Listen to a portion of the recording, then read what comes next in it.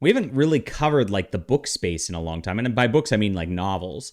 But novels really have fallen off to a big degree. The big juggernaut publishing companies have fired a lot of their sort of mid tier authors and only leave a couple that are out there that anybody knows anymore. We've gone into kind of a crisis in our culture over the last 5 years where people really aren't reading as much as they used to by any stretch of the imagination.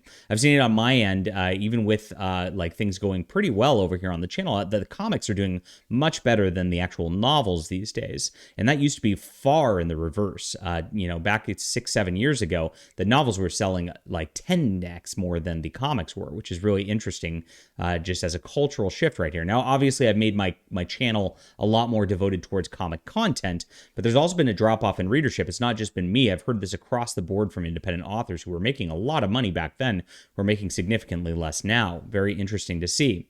But the mainstream still is propping up very interesting people. And of course, if you don't know about the like kind of weird women's situation in books, romance novels lead the way. And of course, the women who read this stuff were the ones who made Twilight a success, the ones who made 50 Shades of Grey a success. And now it's Colleen Hoover is all that's being talked about across the board here. Now, the media does this, which is really interesting, when they try to present somebody as like a bad girl, only not. And you could see it right here. This is an article on CNN. This is the wrong article, of course, because this is how we do things here. Colleen Hoover may be the hottest author in America. She also may be the most controversial. Now, I take exception to this because I get banned from conventions. I had security called on me at Comic-Con. I doubt that Colleen Hoover is getting any of this happening. She's getting articles written about her by CNN. So you know she's a fake controversial at this point. And this is what they do. They try to make you get that feeling that it's kind of rebellious to read this, but it's really approved by us. And that's how the mainstream creates these people, and they create these situations. They pretended that 50 Shades of Grey is controversial to them. It should be, because 50 Shades of Grey is degenerate and disgusting, but it's not. To the actual people in Hollywood, to the people in New York publishing, these are the lifestyles they actually lead. They're really just creepy people across the board in entertainment. That's why we're making our difference here. But Colleen Hoover, basically, she makes some raunchy style romance stuff. And she's got it to a point where, actually I'm aware of these books, believe it or not, to where, there are some like toxic men and all that, like doing things that women find sexy. And this is what it comes down to at the end of the day. She's actually tapped into the fact that women do want masculinity as much as, everybody's tried to push this opposite sort of narrative throughout the mainstream media.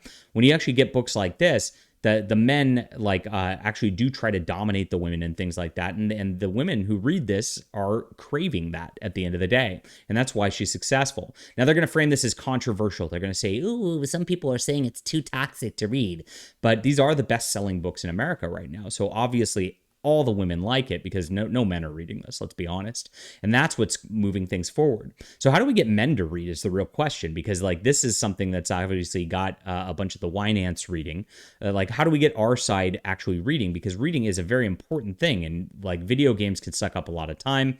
Movies are there, but that's all sitting in front of a screen for the most part. And men do need to read to be able to just keep up intellectually with things. We got to make sure that's a thing to happen.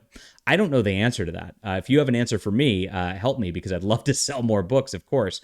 But remember, they always prop up people as, quote, controversial like this, but they're not actually controversial when CNN's writing articles about them. This is a controlled, fake kind of opposition where it's not an opposition whatsoever. This woman's completely on their side and doing everything that, of course, the white ladies in New York publishing want across the board.